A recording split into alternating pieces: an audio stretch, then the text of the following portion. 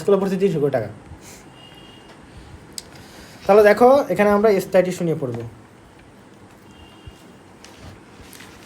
স্থায়ী টিস্যু এগুলো কিন্তু আমরা বিস্তারিত পড়ছি, স্থায়ী টিস্যু নিয়ে বলছিলাম না, তো এটা নিয়ে আর কিছু বলার সুযোগ নাই। স্থায়ী টিস্যু কাজ কি? তাহলে দেখো কাজ কি বলো? খাদ্য তৈরি করা, খাদ্য পানি এবং খাদ্য পরিবহন করা, পানি এবং খাদ্য সঞ্চয় করা এবং দৃঢ়তা প্রদান করা, খাদ্য তৈরি করা। দেখো আমরা বলছিলাম যে ওখানে যে ভাজক টিস্যুর ওখানে যে প্লাস্টিকটা থাকে প্রোপ্লাস্টিক হিসেবে থাকে, এই জন্য খাদ্য তৈরি করার মতো তেমন ক্যাপাসিটি থাকে না। তো পরিপক্ক প্লাস্টিক হয় কোথায়? স্থায়ী টিস্যুতে। তবে সব স্থায়ী টিস্যুতে না, যেটা একদম স্থায়িত্ব হয়ে যায়, মানে একদম কঠিন মতো হয়ে যায়, কঠিন কাঠামো হয়ে যায়, মানে জড় কাঠামো হয়ে যায়, সেটা কিন্তু আবার খাদ্য তৈরি করতে পারে না। স্থায়ীর মধ্যে তো শ্রেণী বিভাগ আছে, কেউ একটু কোমল আছে না, কেউ একটু হার্ড, একদম বেশি হার্ড, তাই না? হার্ডেস্ট এরকম তো আছে। তো এরকম একটা বিষয় আছে। তো এর মধ্যে যেটা কোমল স্থায়ী, সদ্য স্থায়ী হয়, সেগুলো মেনলি প্রচুর পরিমাণে খাদ্য তৈরি করে। তার পানি এবং খাদ্য পরিবহন আমরা বলছি, আমরা জাইলেম ফোলিয়াম, এগুলো কি বলতো? স্থায়ী টিস্যু। তো এইগুলো পরিবহন টিস্যু, এগুলো স্থায়ী টিস্যু, এগুলো খাদ্য পরিবহন করে এবং সাথে আর একটা কিছু এগুলো খাদ্য সঞ্চয় এবং পানি এবং খাদ্য সঞ্চয় করতে পারে। এবং যেহেতু কঠিন, যেহেতু এগুলো কাঠামো, এগুলো কী করবে? দৃঢ়তা প্রদান করবে। ওকে, পড়া পড়ছো? সত্যি না ঘুমাইছো তুমি? পড়ছো কখন? এখানে এসে পড়ছি তো, বসেছিলাম। ও আচ্ছা, ঠিক আছে, পরে ধরবো আমি একটু পর। স্থায়ী টিস্যুর শ্রেণী বিভাগ ক্লাস শেষে ধরবো। স্থায়ী টিস্যুর শ্রেণী বিভাগ: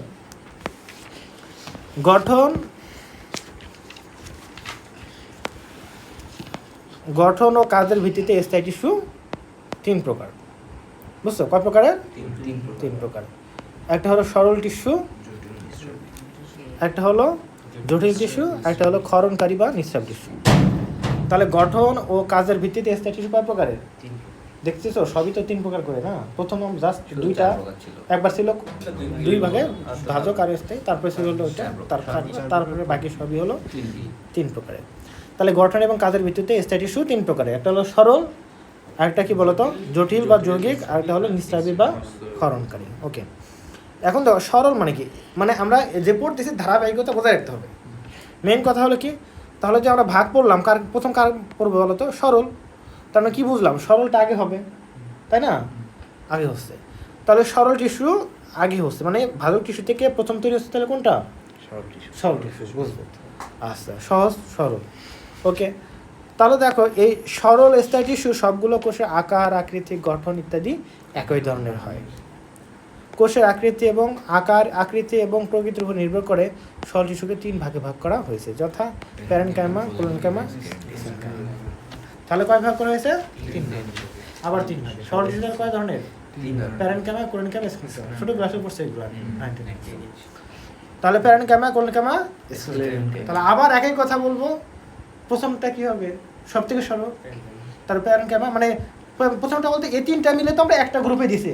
তার মানে যদি বলি যে ভাজক টিস্যু থেকে প্রথম কোন টিস্যুটা হয়?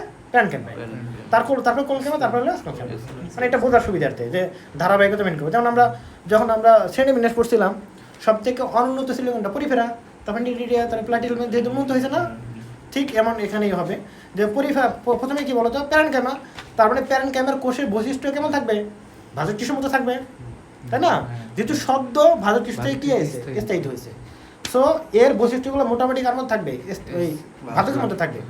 তারপরে হবে কোলেনকাইমা, মোটামুটি স্থায়িত্বের দিকে যাবে। স্ক্লেনকাইমার দিকে একদম পুরোপুরি স্থায়িত্বের মতো বৈশিষ্ট্য থাকবে আর কি, হার্ড বৈশিষ্ট্য।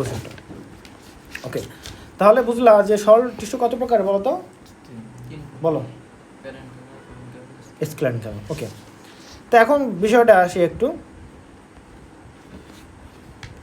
আবার নাই কিছু নাই, দেখো তাহলে একটু বলি। তার এই প্যারেনকাইমা, এখন একটা বিষয় দেখো যে প্রথমে একটা করবে যেগুলো মানে বৈশিষ্ট্যগুলো দেখো, আমরা ভাজক টিস্যু এবং স্থায়ী টিস্যুর মধ্যে যে বৈশিষ্ট্যগুলো দেখছিলাম, প্রথমে দেখছিলাম কোষ প্রাচীর। কোষ প্রাচীর ভাজক টিস্যুর মধ্যে কেমন থাকে বলো তো? নরম থাকবে না? কি নির্মিত? সেলুলোজ নির্মিত। তো কোষ প্রাচীর হলো সেলুলোজ নির্মিত এবং এর জন্য সবচেয়ে নরম। তারপরে কি হবে বলো তো? পরেগুলো তাহলে কি হবে? তারপরে হলে লিগলিন যুক্ত হবে, যেন হলো পেকটিন যুক্ত হবে। বুঝছো? তার মানে হবে পেকটিন আর লিগলিন কোনটা আগে হয়? ভুলে গেলাম নাকি? হ্যাঁ, লিগলিন হবে। তাহলে পেকটিন, তারপরে হলো লিগলিন হবে। তাহলে বুঝতে পারলা, তার মানে প্রথমটাই কি হবে, শুধুমাত্র সেলুলিন যুক্ত, তারপরে কি হবে বলো তো, সেলুলোজ যুক্ত, তারপর হলো কি পেকটিন যুক্ত হবে। শুধু কি পেকটিন, সেলুলোজ প্লাস পেকটিন, তারপর সেলুলোজ প্লাস পেকটিন প্লাস লিগলিন। তার মানে দেখো ধীরে ধীরে কি হচ্ছে, কোষ প্রাচীরটা পুরো হচ্ছে এবং শক্ত হচ্ছে। আবার দেখো তাহলে প্যারেনকাইমার প্রোটোপ্লাজম কি থাকবে, পূর্ণ থাকবে, আচ্ছা মানে সতেজ থাকবে। এরপরে তাহলে মানে কার মতো, তাহলে ভালো টিস্যু মতো, এবং নিউক্লিয়াসটা কী হবে, আকার মোটামুটি বড় হবে, কোষ গহ্বর খুবই ছোটো থাকবে নাই বলেই চলে। এবং এখানে আমাদের যে ইগুলো আছে কোলেনকামে কী হবে তাহলে, এর হ্যাঁ প্রোটোপ্লাজমের পরিমাণ কমে যাবে, নিউক্লিয়াস আকারটা ছোটো হয়ে যাবে, কোষ গহ্বর থাকবে, দেখা যাবে। ওকে, তারপর ওটার মধ্যে কী হবে বলো তো, একদম তার প্রোটোপ্লাজম বিহীন হবে, মৃত কোষ, ঠিক আছে, কোষ গহ্বর অনেক থাকবে, নিউক্লিয়াসটা একদম সাইডে থাকবে, মৃত ডেবিটের মতো, প্রাচীর খুবই মনে থাকবে, বুঝছো এইগুলো। তো প্যারেনকাইমের কাজ কী হবে, প্যারেনকাইমের কাজ হলো যেহেতু বললাম এটা খাদ্য তৈরি করবে প্রচুর পরিমাণে, সতেজ তো খাদ্য তৈরি করতে পারে, খাদ্য তৈরি করবে। তারপরে কোলেনকাইমে মোটামুটিভাবে হালকা পরিমাণে খাদ্য তৈরি করতে পারবে হয়তো বা, ঠিক আছে। তো মেইন কাজ কি বলো তো, মেইন কাজ হলো হালকা পরিমাণে দৃঢ়তা প্রদান করা। আর স্ক্লেনকামের কাজ কি বলো তো, একদম ফুল দৃঢ়তা প্রদান করা। মানে স্ক্লেনকামের কাজ খাদ্য তৈরি করতে পারবে না, এ তো ডেড সেল, ডাইরেক্ট হলো কি এ মানে দৃঢ়তা প্রদান করবে, বুঝতে পারছো বৈশিষ্ট্যগুলো, বুঝতে পারছো? ওকে, ধারাবাহিকভাবে মনে রাখতে হবে।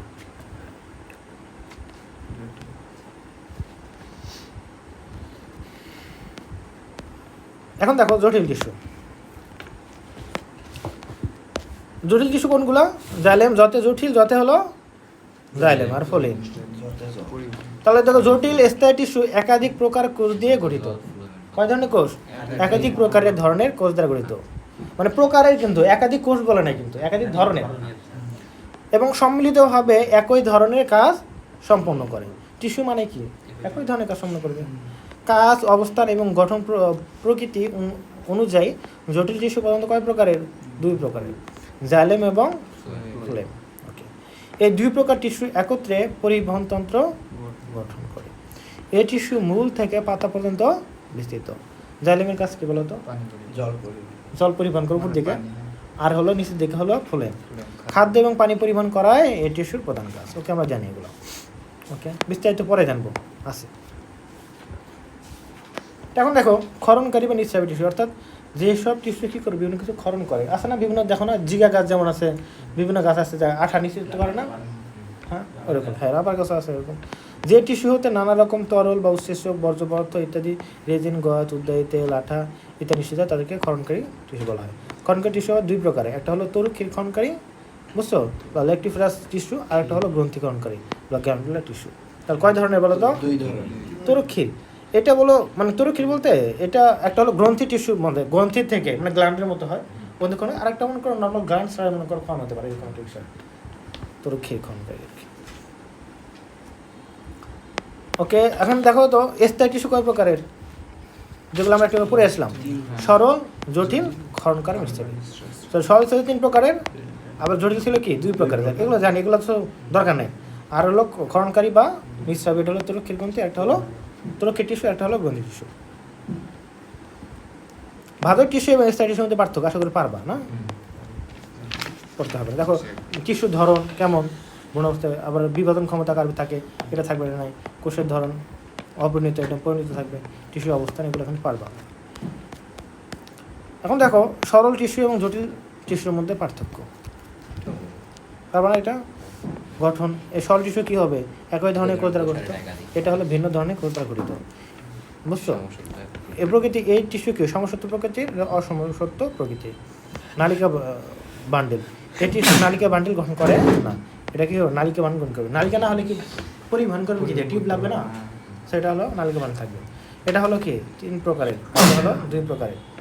তন্ত্র যদি গ্রহণ করি, এটা হলো ত্বক, অধোত্বক, অন্ধত্বক, কর্টেক্স, মজ্জা, এগুলো গঠন করে। আমরা এগুলো দেখব, যে একটু পরে যখন বিস্তারিত করবো তখন বুঝতে পারবা যে কী তৈরি করবে, ত্বক তৈরি করবে, এপিডার্মিস, অধোত্বক ধরে হাইপোডার্মিস তৈরি করবে, তারপরে হলো অন্তত্বক, কর্টেক্স, মজ্জা এবং এর অন্তর্গণ করে, এগুলো একদম ইজি হয়ে যাবে, একটু পরে যখন করবো। তারপরে জটিল টিস্যু মিলিতভাবে উদ্ভিদের কী করে, পরিবহন তন্ত্র গঠন করে। তাহলে এটা কি করে বলো তো, এর ভিত্তি গঠন করে, আর এটা মিলিয়ে পরিবহন তন্ত্র গঠন করে। কাজ কি? খাদ্য সংশ্লেষ করা, খাদ্য সঞ্চয় করা এবং যান্ত্রিক দৃঢ়তা প্রদানে সহায়তা করা। খাদ্য সংশ্লেষ করা প্যারেনকামের কাজ করে, এগুলো কাজ দেখবে। আর এর কার জাস্ট কি বলতো? সংবহন এবং দৃঢ়তা প্রদান করা। খাদ্য তৈরি করা না, খাদ্য তৈরি করে না এটা। তাহলে বুঝলো তো, এগুলো ইজি না? এরপর আসি টিস্যুতন্ত্র।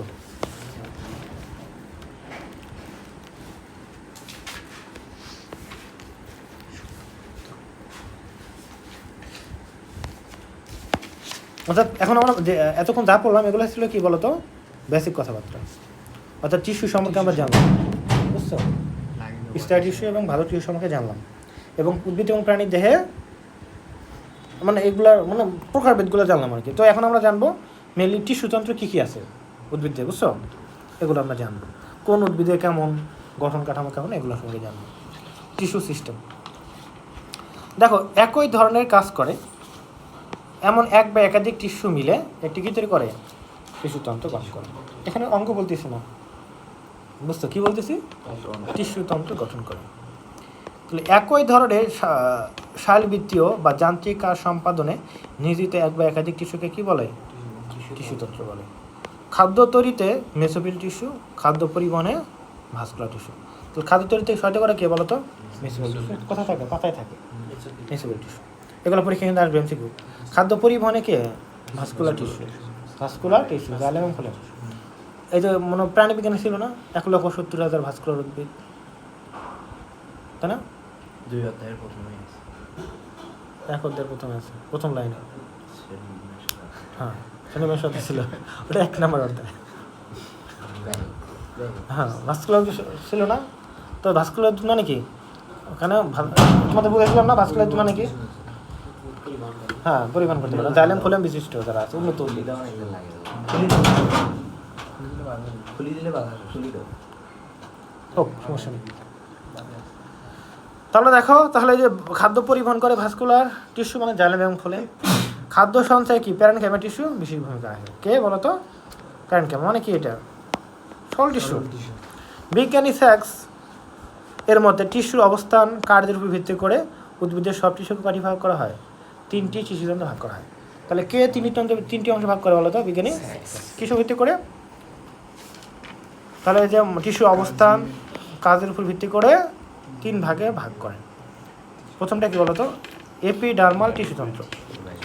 এপিডার্মাল টিস্যুতন্ত্র মানে কি? এটা ত্বকীয় মানে বাহিরের ত্বক। কোথাকার ত্বক? এপি মানে বাইরের। এপিডার্মাল টিস্যুতন্ত্র।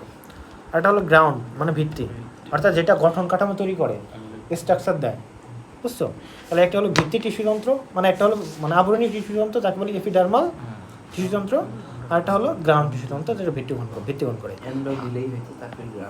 আরেকটা কি বলতো? ভাস্কুলার টিস্যুতন্ত্র। ভাস্কুলার মানে কি? যেটা পরিবহন টিস্যুতন্ত্র। তাহলে কয় ধরনের থাকে একটু উদ্ভিদে? একটা হলো এপিডার্মাল টিস্যুতন্ত্র, আর একটা হলো কি বলতো? গ্রাউন্ড টিস্যুতন্ত্র, আর একটা হলো ভাস্কুলার টিস্যুতন্ত্র। তাহলে epidermal, ground and vascular. Epidermal, ground and vascular. আমরা যখন বিস্তারিত দেখবো তখন যখন নিজের ব্যাপারে বলতে পারবা। তাহলে এপিডার্মাল, গ্রাউন্ড অ্যান্ড ভাস্কুলার। পরীক্ষা আসবে স্যাক্সের অনুযায়ী, মতামত অনুযায়ী টিস্যুতন্ত্রের শ্রেণী বিভাগ কোনটি? 3টার সাথে আরেকটা দিয়ে দিলে, বুঝছো? ওকে, তাহলে দেখো টিস্যুতন্ত্র একটা হলো এপিডার্মাল টিস্যুতন্ত্র, একটা হলো গ্রাউন্ড টিস্যুতন্ত্র, ভাস্কুলার টিস্যুতন্ত্র। বৃষ্টি হবে নাকি? বৃষ্টি তো হয়েছে না? আবার আসতে পারে, দেখো আকাশ করে। তাহলে টিস্যুতন্ত্র এখানে এপিডার্মাল, ভয় পাচ্ছ নাকি? ওই যে দেখো এপিডার্মাল টিস্যুতন্ত্র, তাহলে কি এগুলো বলো তো? যেমন এপিডার্মিস হতে পারে, এপিডার্মাল উপবৃত্তি হতে পারে, এপিডার্মাল রন থাকতে পারে। মানে এপিডার্মাল টিস্যুতন্ত্র মানে কি কি থাকতে পারে? তারপরে কি এপিডার্মিস মানে কি? বাইরের ত্বক। এপিডার্মাল উপবৃত্তি মানে কি? বাইরের ত্বক থেকে বিভিন্ন কিছু মানে বের হতে পারে, যেমন লোমের বা রোমের মতো। আমাদের ত্বকের মধ্যে কি আসে? লোম হয় না? ঠিক এরকম উদ্ভিদের কি হয়? রোম হয়। কি হয়? রোম, বুঝছো? হ্যাঁ, প্লাজেলা টাইপের বাইরে থেকে থাকে আর কি, এরকম রোম থাকে আর কি। তাহলে এপিডার্মিস, এপিডার্মাল উপবৃদ্ধি। বা মনে করো কাটাই, মনে করো কাটা কি ত্বক থেকে হয় না? এটা এক ধরনের উপবৃদ্ধি।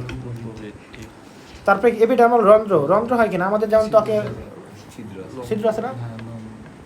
আচ্ছা, তাহলে এরকম উদ্ভিদ আছে কি না পেরোমন্ত্র? নর্মালি যাকে এমনিতে প্রসারণ করে সে কোষ সেদের মাধ্যমে না। তাহলে এপিডার্মাল কি থাকে? রন্ধ্র থাকে। তাহলে এপিডার্মাল রন্ধ্র থাকে। তাহলে এপিডার্মাল টিস্যু কয়টি জিনিস দ্বারা গঠিত বলো তো? কি? Epidermis, epidermal, উপবৃদ্ধি, রন্ধ্র। ওকে, তিনটে জিনিস দ্বারা। তাহলে গ্রাউন্ড টিস্যু যন্ত্র মানে ভিত্তি গ্রহণ করবে, এটা একটা পরে বুঝবো। তারপরে একটু বলি জাস্ট, এটা আমরা দুইটা অংশে ভাগ করি, একটা হলো বহিঃস্থলীয়, একটা হলো অন্তঃস্থলীয়। এখানে বোঝানোর কোনো উপায় নেই না, যদি ওই ভিতরে না যায়। তাহলে স্টিলীয় কি এটাকে বুঝতে হবে, তাই না? না এরকম জিনিস না, এই বিষয়টা মনে হচ্ছে যে বাইরে মনে একটা স্টিল থাকে, ভেতরে একটা স্টিল থাকে, এরকম না। কথা হলো স্টিল একটা হলো কাঠামো, একটা নির্দিষ্ট একটা এরিয়াকে বলে একটা স্টিলে। তো স্টিলের ভেতরে যা থাকে তাকে বলি স্টিলীয়, অন্তঃস্থলীয়। আর স্টিলের বাইরে যা থাকে তাকে বলি আমরা, বুঝতে পারছো? এরকম না যে ভেতরে থাকে একটা স্টিল, বাইরে একটা স্টিল, বুঝছো? মানে যেমন যদি বলি এটা একটা রুম, এটা হলো কি ভেতরের রুম, মানে কি বলবো, বাইরে থেকে অন্তর রুম, আর বাইরে হলো বহিরুম, এরকম বিষয়টা। তাহলে কি ভেতরে একটা রুম আছে এরকম বিষয় না, এটা বোঝাচ্ছি রুমের বাইরে, আর অন্তর মানে রুমের ভেতরে। ঠিক এমনটা একটা স্টিল একটা গঠন আছে আমরা উদ্ভিদের, তো ওই স্টিলের ভেতরে যা আছে আমরা বলবো অন্তঃস্থলীয়, আর স্টিলের বাইরে আছে যা আছে বলবো অন্তঃস্থলীয়। একটু দেখতেছি ভাস্কুলার টিস্যুতন্ত্র কি, এইগুলো আবার হতে পারে কয় ধরনের। ভাস্কুলার টিস্যুতন্ত্র এগুলো মিলে দুইটা জিনিস দ্বারা গঠিত, একটা হলো কি জাইলেম এবং ফ্লোয়েম। তবে এগুলোর যে গঠন আকার আকৃতি এগুলো তিন ধরনের হতে পারে, একটা হলো সংযুক্ত ওরিও, একটা কেন্দ্রিক। সংযুক্ত ওরিও এগুলো কিছুই বুঝবা না, না ভিতরে যতক্ষণ না ভিতরে যাবে। ওকে, সংযুক্ত ওরিও, কেন্দ্রিক। ওকে, তাহলে দেখো এখন যে এপিডার্মাল বা ত্বকীয় টিস্যুতন্ত্র, বুঝতে পারছো তো নাকি? ত্বক বাইরে থাকে, এখানে কি কি দেখলো? এপিডার্মিস, তারপর উপবৃদ্ধি, তারপর হলো রন্ধ্র, মানে রন্ধ্র। তিনটা জিনিস দেখলাম, তো সবগুলো নিয়ে তিনটা নিয়ে পড়তে হবে, এখানে বিস্তারিত আছে আর কি। তো এইখানে উদাহরণগুলো মেইনলি মনে রাখতে হয় বেশি বেশি। তো দেখো যে টিস্যুতন্ত্র উদ্ভিদ অঙ্গের বহিরাবরণ বা ত্বক সৃষ্টি করে তাকে কি বলা হয়? এপিডার্মাল বা ত্বকীয় টিস্যুতন্ত্র বলা হয়।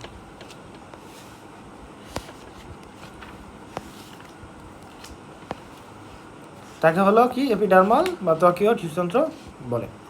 অবস্থান ও কাজের দিক থেকে অন্য টিস্যুর সাথে মিল না থাকায় এটি একটি মাত্র টিস্যু দিয়ে ত্বকীয় টিস্যুতন্ত্র গঠন করে, বুঝতে পারছো? দেখো উদ্ভিদের কাণ্ড, শাখা প্রশাখা, পাতা, মূল, ফল, বীজ ইত্যাদি প্রভৃতি অঙ্গের ত্বক এর টিস্যুতন্ত্র দিয়ে গঠিত। তারপরে কি ত্বক মানে যে কোনো কিছু যা ত্বক আছে, ত্বকটাই কি বলতো? এপিডার্মাল বা ত্বকীয় টিস্যু দ্বারা গঠিত হয়, এটা তো নর্মাল বিষয়। এখন উদ্ভিদের যা আছে দেখো তো সবই মেনশন করা আছে না, সালদা করে বলা দরকার, পুরো দেহ উদ্ভিদের ফুল বডি। তাহলে কাণ্ড ও পাতার ত্বক বা বহিরাবরণকে কি বলা হয়? এপিডার্মিস। তাহলে কি বললাম, কাণ্ড এবং পাতার বহিরাবরণকে কি বলা হয়? এপিডার্মিস। তো উদ্ভিদের ত্বক কোথায় কোথায় থাকতে পারে? কাণ্ডে থাকতে পারে এবং পাতা থাকতে পারে। আরেকটা অংশ বাদ বলা গেল কি, মূলে। মূল থাকে মাটির নিচে, তারপরে কাণ্ড এবং পাতা থাকে। তার কথা হলো কাণ্ড এবং পাতার যেটা আবরণ তাকে বলতেছি কি? এপিডার্মিস। আর বাকি থাকে কে বলতো? মূল। আর মূলের বহিরাবরণকে বলা হয় এপিব্লেমা, বুঝছো? তাহলে আবরণকে আমরা দুই ভাগে ভাগ করছি, একটা হলো কাণ্ড এবং পাতা, আর একটা হলো মাটির নিচে। সহজ কথা, মাটির উপরে এবং মাটির নিচে। মাটির উপরে হলো এপিডার্মিস, মাটির ভেতরে হলে নিচে হলে এপিব্লেমা। এপিব্লেমা দেখো প্রাথমিক, এটা বিভিন্ন বছর মনে রাখতে পারো। অনেক সময় লজ্জায় মনে করে বলে যে লজ্জায় থেকে যদি মাটি চলে ডাবি যাইতাম ভালো হতো, হ্যাঁ ঢুকে যেতাম, তাও এরকম লজ্জার সম্মুখীন হতে হতো না। তো লজ্জায় বলে, যাই হোক লজ্জাই থাকে, হতাশা তো নিজের ব্যাপার, লজ্জা তো মানুষের সামনে এক্সপোজার বিষয়। তো এইটাই মানে কি ব্লেম, তাই না? ব্লেম এখানে ব্যাপার আছে, লজ্জার সাথে ব্লেমের একটা বিষয় আছে, তিরস্কার। তো এখানে তার মানে ব্লেমা, যদি তোমাকে ব্লেম দেওয়া হয় তাহলে তুমি মাটির তলে ডুবে যাবে। তাহলে মনে রাখতে হবে মাটির নিচের অংশে কি থাকবে? এপিব্লেমা থাকবে। প্রাথমিক টিস্যু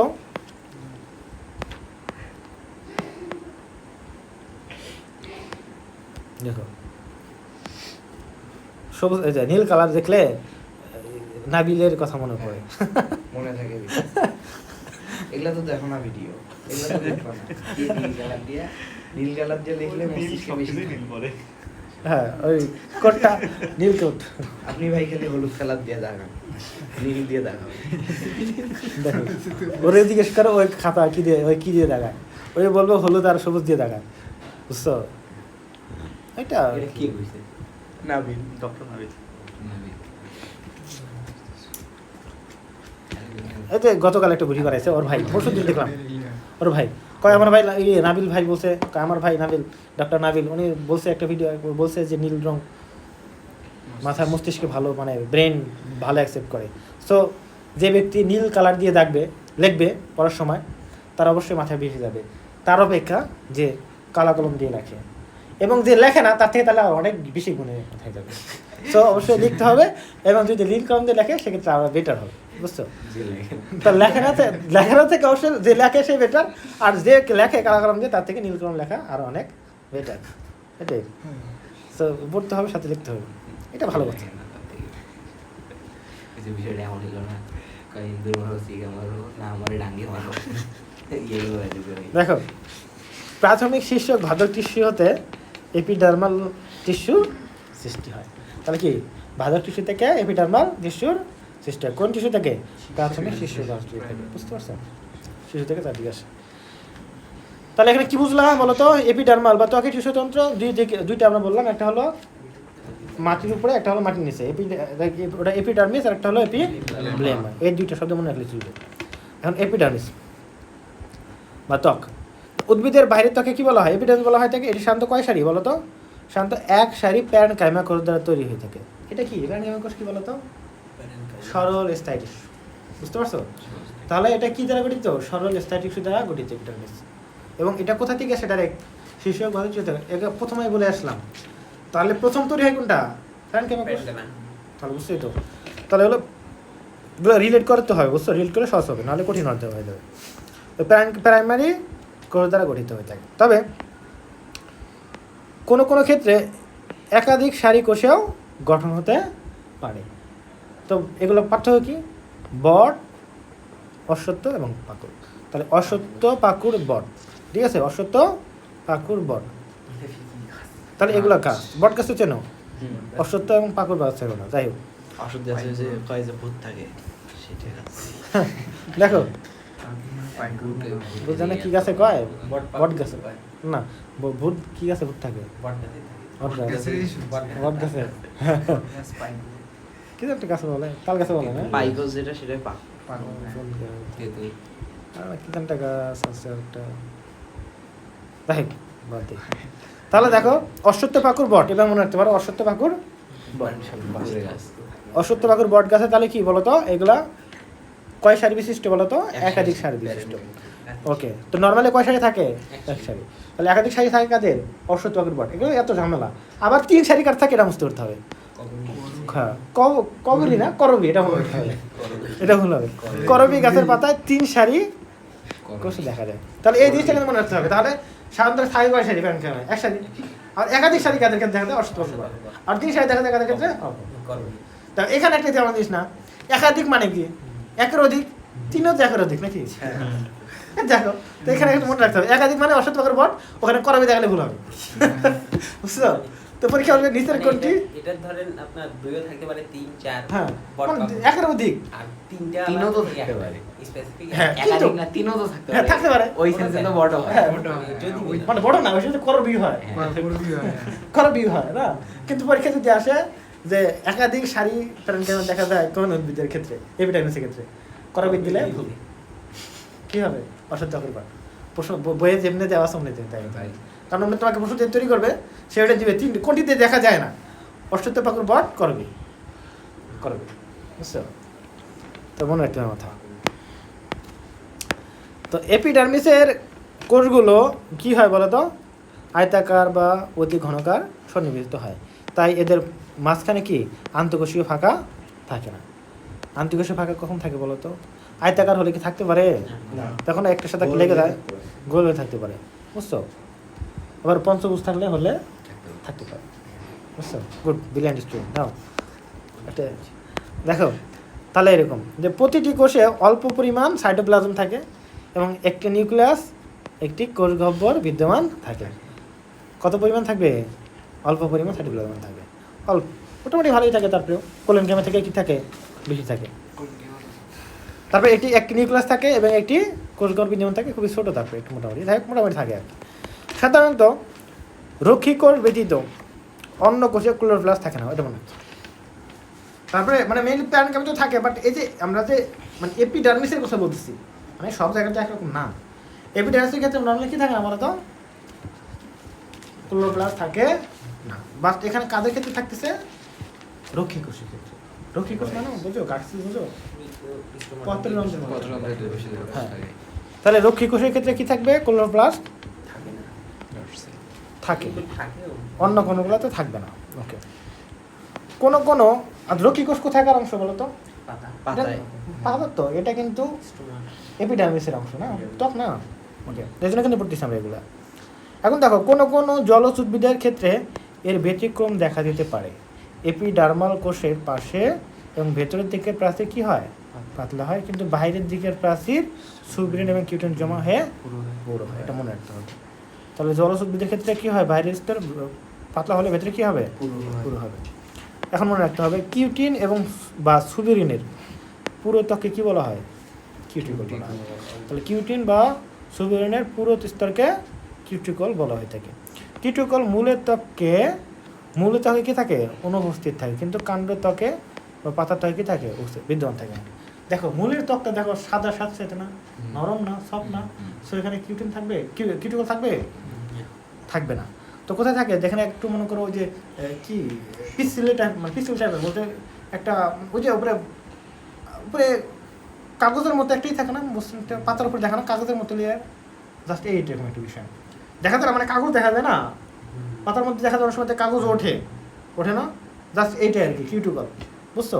বাট এরকম কিছু কি মূলে থাকে না, এরকম মনে রাখতে হবে। বা মানে স্বচ্ছ আর কি, এরকম একটা বিষয়, বা এই স্বচ্ছ ভাবটা মূলে থাকবে না। ওকে, তো এটা কি বলতো, এই যে সাইকাস আর ফিনাস ও ঘাস জাতীয় উদ্ভিদের পাতায় লিগলিন জমা হতে দেখা যায়। এটা কত মুক্ত করতে হবে। তার লিগলিন কোথায় জমা হয় বলতো, সাইকাস, ফিনাস এবং ঘাস জাতীয় উদ্ভিদ, বুঝছো? এই যে সাইকাস হলো নগ্নবীজ উদ্ভিদ, আমরা শিখবো, বুঝতো না, তোমরা পরীক্ষাতে ছিল তাই না? সাইকাস, এগুলো নিয়ে অনেক ভুল ধারণা আছে। সাইকাস মাছ বিক্রি করে, বুঝছো, সাপ ধরনের জন্য, অনেক কিছুর জন্য, সাপের বিষ নামানোর জন্য। আর দেখা যায় না, ফলগুলো হয় না অনেক সময়, সাপের মানা কথা দেখা যায়, এগুলো বিভিন্ন ভ্রান্তি সমাজ। আর দেখলাম বাজারে বিক্রি করতেছে, ভিডিওতে দেখাচ্ছে আর কি, একদম ভ্রান্ত ধারণা, এগুলো তো একদম ভুল। হ্যাঁ, মেডিসিন দেয়। হ্যাঁ, সন্তান ডাল দিলে কি হয়, কি বললো, দেখছো বলাইতে কথাটা, ওইগুলো এমনিতে ভুল ধারণা। আরে মনে করো তুমি একটা সাপ পোষো, তুমি যদি ওইটা এখন প্রত্যেক দিনে মারোতে দেখেও আসি, যদি একটা রড দেখায় আমি তো ভয় পাই। কারণ সেই রড যদি তুমি আর একজনের কাছে বেচো, বেশি যদি কবে দেখায় সাপ দৌড়াবে।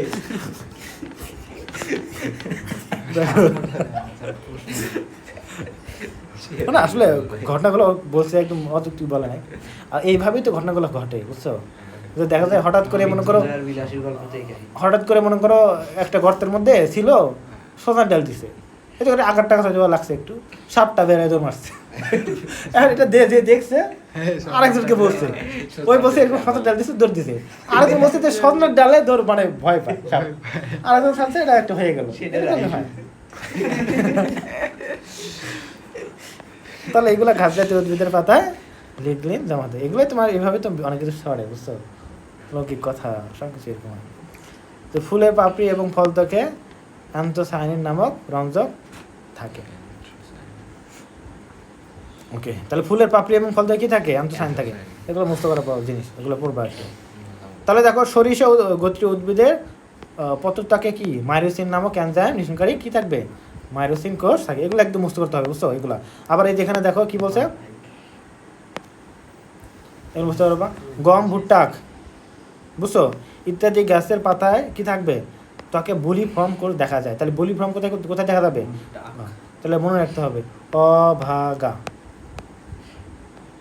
বুলি ফর্ম কোথায় থাকে, অভাগ উদ্ভিদ থাকে, বুঝছো? অশ্বত্থ কি বলি, তাহলে কি আখ, ভুট্টা, গম, তাহলে কি আখ, ভুট্টা, গম।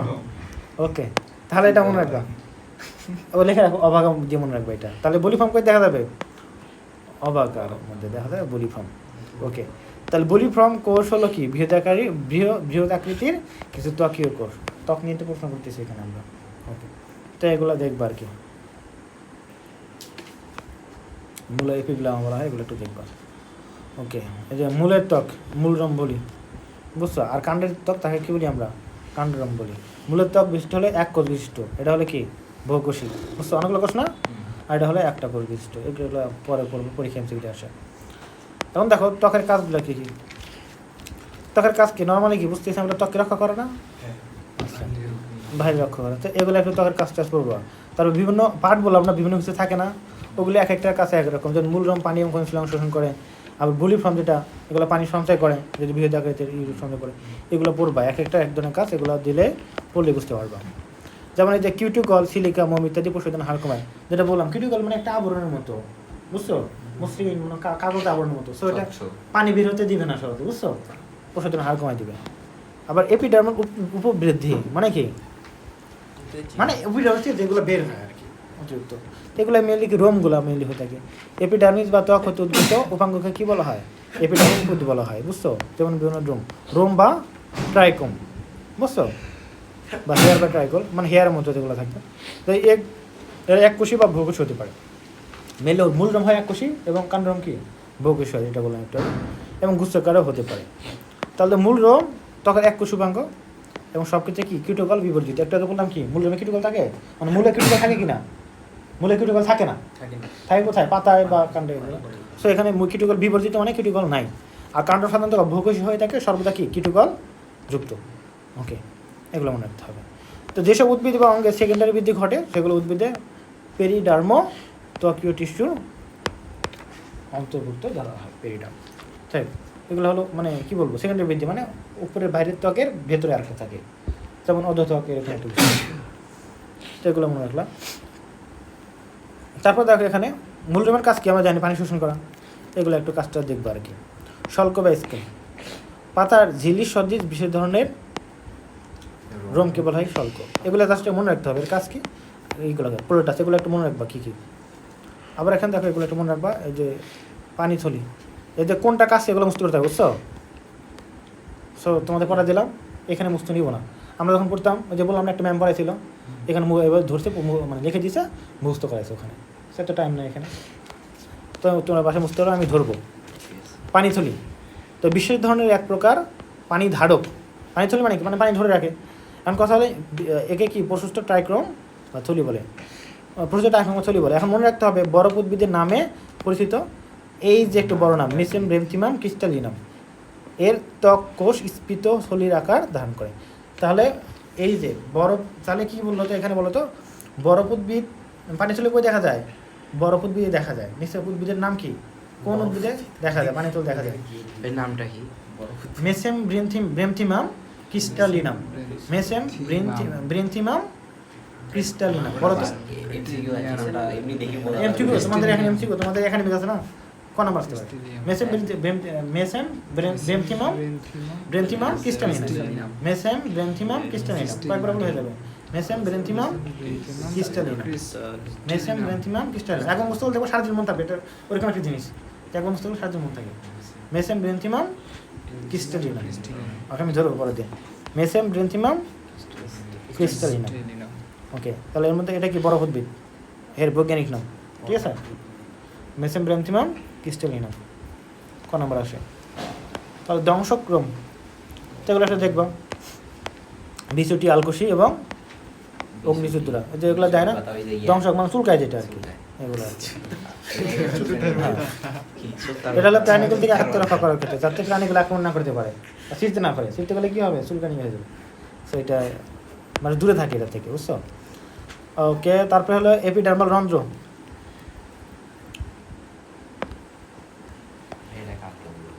বিষয়গুলো ঠিক আছে। একটা ঠিক আছে, ঠিক আছে, এগুলো মুস্ত করবা।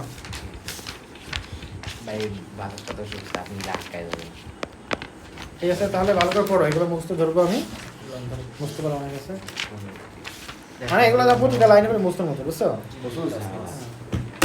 এগুলো এমসিকিউর জন্য লাগবে আর কি। যেগুলো শিখি ওগুলো বোঝা হয়েছে। ক নম্বরে আসলো পাওয়ার